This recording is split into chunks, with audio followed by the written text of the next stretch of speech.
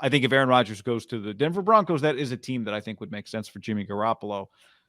Does Aaron have to go to Denver before Jimmy gets traded? Not necessarily, right? Because if you're the Niners, you can talk to Denver. You can get you can talk to enough people that you go, Denver's not going to be in play because they know they're getting Aaron and we got to move on. But I do think if you're the Niners, if you're not getting what you want, Denver is a place that if Aaron is not a clear option for them, could use him. Hell, you know what's crazy is Green Bay could use him if they don't have Aaron Rodgers. That's the crazy part. We always say the Packers would never send Aaron to the 49ers, but would the Niners send Jimmy to the Packers? In a heartbeat. Right? Because they would feel good about it. He knows the scheme, right? He knows the plays. I do think, though, that that Washington and Pittsburgh can get information early on, like, hey, you can't get Russell or Aaron, so they just have to get dead set on guys that they can get. You're not going to waste your time on Aaron if you find out, like, hey, Aaron's only going west, right? To me, the Denver thing, the moment they get the go-ahead, and listen, like, I think you'd be a little naive to think they don't already have a pretty fucking good idea. You know, Benjamin Albright, who works for, like, the radio station that is the Broncos station and is pretty tied in with Denver, was pretty adamant throughout the season. They're like, this guy, Dan Quinn, and he knows his shit that Dan Quinn was. That's why I thought Dan Quinn was going to be the head coach. It made a lot of sense. They wanted to interview him right away. Mm-hmm. And I would say that Nathaniel Hackett did kind of not come out of left field once you kind of start putting the pieces together. But the first time I saw that, I was like, what? And then once he got hired, it did. The way the general manager reacted to the question, it felt a little NBA-y. Like they knew something. They hired this guy. And I'm sure they liked him. I mean, Nathaniel Hackett seems like a smart guy. His resume's coached for a long time in the NFL. It's not that crazy. He's, one of LaFleur's right-hand men for a team that won 39 games. Like he's more accomplished than like Kevin O'Connell, who's just there 1 year. But my point is, it did feel like I think we're probably better off if, hey, I like Dan Quinn too, going with the guy that's going to get us Aaron Rodgers. Yep. Because if Aaron Rodgers does go there, they can say whatever they want. You'll never convince me that it wasn't an inside deal, which I'm pro inside deals. Like they would have been, General Patton would have been insane if he was told, if you hire this guy, you'll get Aaron Rodgers. Wouldn't you say every general manager in the history of general managers would hire that guy? They would hire that guy who was a far worse candidate than this guy is, because again, Nathaniel Hackett was a real NFL head coaching candidate. For sure. NFL now, he wasn't going to get another job, I don't think, but who knows? I mean, he got that job earlier than some of these other jobs got filled. But what if I told you that it was like, this is not something you could really talk about, but let's say some of these other jobs, who are the other even jobs? Like the Miami Dolphins. If I told Stephen Ross, I said, listen, if you hire Nathaniel Hackett, Aaron Rodgers will come to the Miami Dolphins.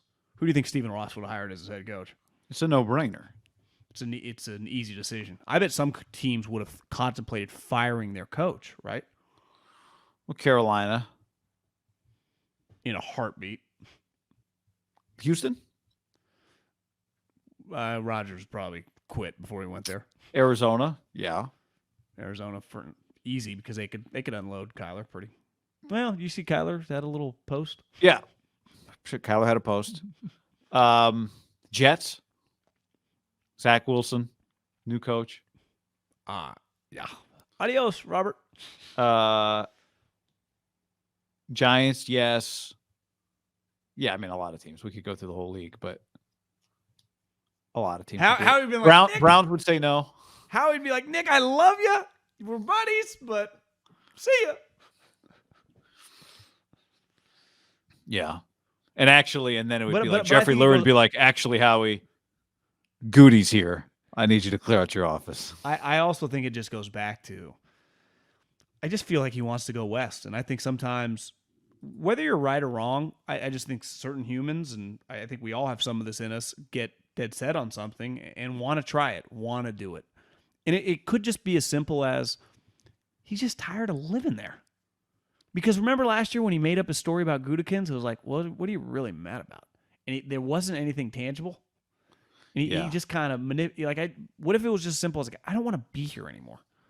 I'm super rich. I don't want to be here. Now I've embraced it and it was fun because our team's good.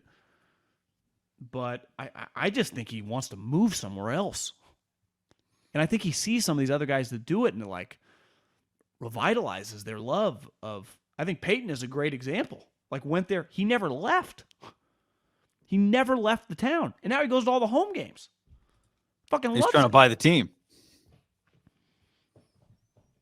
Yeah. So that other media guy, the black dude that the NFL wants to buy the team. He's like a former stand-up comedian that used to go on Johnny Carson, but then got into the media rights business. I don't know. I was reading some of his wiki. Pretty impressive story. Is it Last name Smith? Maybe is it Byron? Byron Allen. Byron Allen, yeah. But did you read like his bio? Like he started out as like a comedian actor. Well, I read some of it because I'm like, this guy. I know I've seen him. Wait, this. I saw the photo of him the first time. I'm like, wait, this guy's buying a team? I must have him confused for someone else. And then I started reading about him, and I was like, no, I don't have him confused for someone else. That's the guy. Yeah. You used to go on Johnny Carson. Shows you, shit. You can be doing a podcast and then all of a sudden be, billionaire. Buying a team. He was an observational comic. Anyway. So there's, but What does that mean? Anyway. You see something and then make a joke about it? Yeah. Isn't that all comics? Aren't they all observational comics? You'd think. He still has a show? What's his show?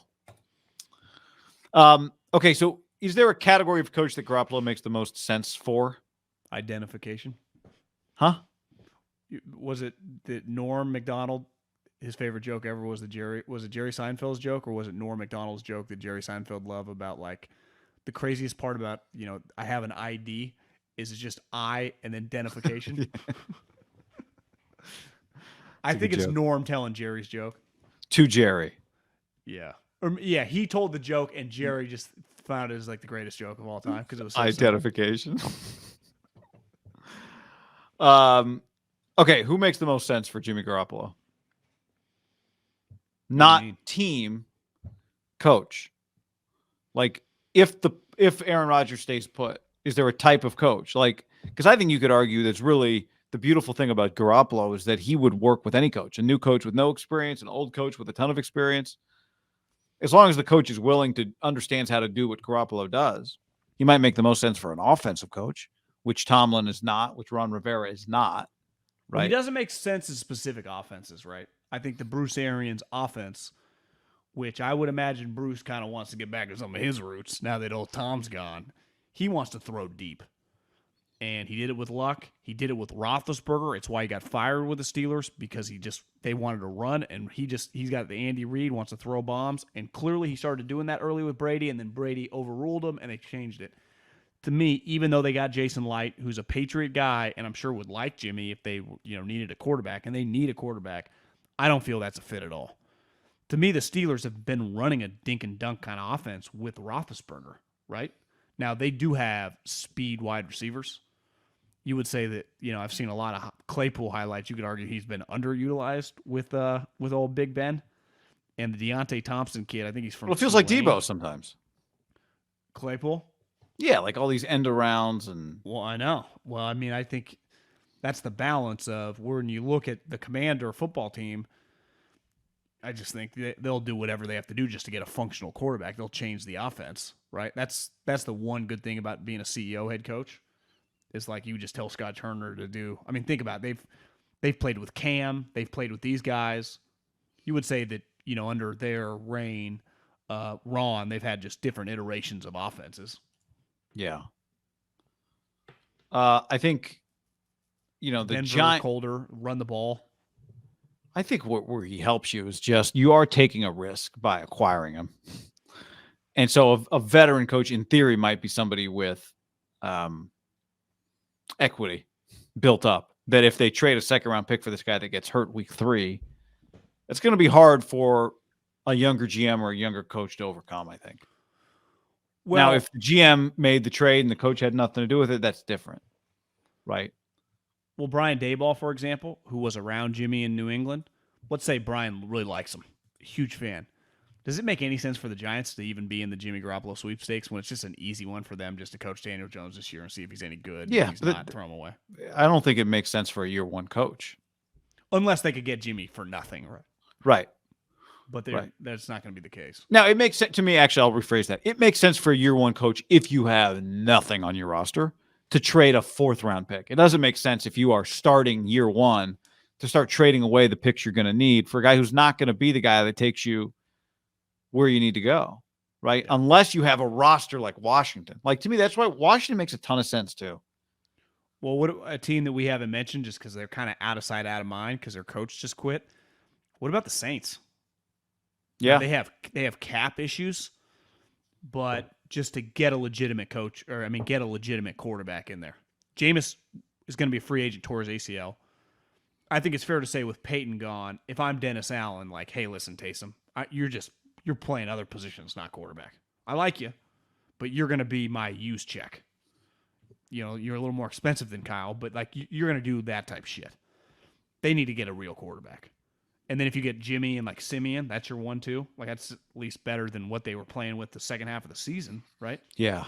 Yeah. Alvin Kamara, Jimmy can work with that guy, right? Get him the ball in a bunch of different spots. Michael Drafted Thomas, their best receiver, just after Akilla Witherspoon, is a slot, not slot, but he does his work in the short and intermediate. Like Michael Thomas isn't going deep. Yeah, it's a great call. They play with Drew Brees. Now, Drew is a Hall of Fame version of it, but yeah, he couldn't throw deep the last several years. Don't get me wrong, but he got rid of the ball quickly. And wouldn't you say they would be a team to kind of keep an eye on? I saw some Dennis Allen quotes like they are not. Do you know what they're thinking right now? We're going to win the South. Isn't that what Dennis and Jeff Ireland and Mickey Loomis are thinking? If we just get a functional quarterback, we can win 10, 11 games. There's no Tom, and we already played Tom well. Atlanta stinks, and Carolina's a laughingstock. I actually think they make... And we're really good on defense, and that can carry us. They make a lot of sense.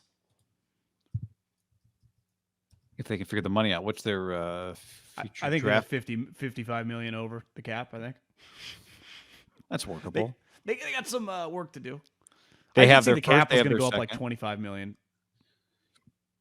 Well, that's where you just work with Jimmy and you do some, the same way they did with Drew. You got to move some money around.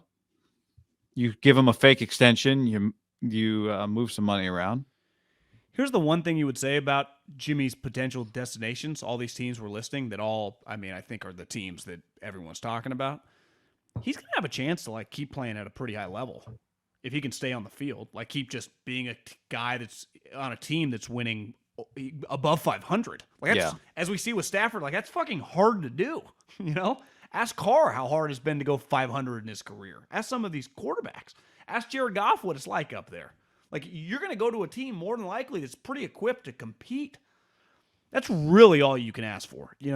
Stafford, or even you'd say Stafford, when he picked the Rams, they had been consistently winning. There is a risk in Aaron leaving Green Bay and going to Denver just assuming they're going to win. He's got all these new players. He's got a coach that, they're going to be on the same page offensively, but can the guy be a head coach? I don't know, right? It's a risky move. It could blow up in his face. Tom chose Bruce fucking Arians that you and I saw within year one of the Arizona Cardinals, who were a joke when he showed up, win 10 games. And by the year 3, they were in the NFC Championship. It was clear, Bruce, this guy's an ass kicker. Yeah. He's got some flaws, but you ain't losing with Bruce. So your coach does, we just see McVay just won a Super Bowl. Coach matters. And when you're just an unknown coach, you just... As we see it all the time, right? Some of these coaches that got hired, every single cycle, 2-3 years later, we're like, oh, he's done. He's in trouble. Oh, he's getting fired. And There's then every once in a while, the guy that you didn't think was going to be good is good. There's not that many spots for Jimmy Garoppolo, and we've named, I think, all of them. We've named the whole list, I think. Unless somebody be on the chat said, oh, are we really buying Mike McDaniel likes Tua? I think that's an easy one for him. He gets a lot of credit. He gets a ton of credit if he just makes Tua a solid quarterback, even if Tua never lives up to, what some people thought he could be. I would not expect to see Jimmy Garoppolo in Miami unless somehow Tua got hurt or something like that. Then it would make some sense. But you agree with that? Yeah, no. So it's Jimmy's not going to Houston. Fastball. for Mike, isn't it? Just play it out with Tua, see what you got. And Yeah. it's not your guy. How about the Panthers? I mean, Sam Darnold's on their team again this year, right? I think you just got to try to make him a little more functional. Christian says, thoughts on the cyber attack on the Niners? So what was this? Financial documents from 2020, right? I clicked because someone tweeted it at me and said Hightower. I thought, like, is this going to expose like who they were paying? The Forbes article that I skimmed didn't have like specific information of it had their payroll out. Maybe they don't know. Maybe the Niners just had to. Is it going to have who told Boomer Esiason that John Lynch might leave for TV? Now I'd be interested. All their text messages. Like, what is this number? We did a cross-reference. Its rap sheet cell phone number showed up 317 times in the days leading up to. Oh, and then it'd be like, it looks like an outgoing call from Kyle Shanahan to Aaron Rodgers. That'd be bad.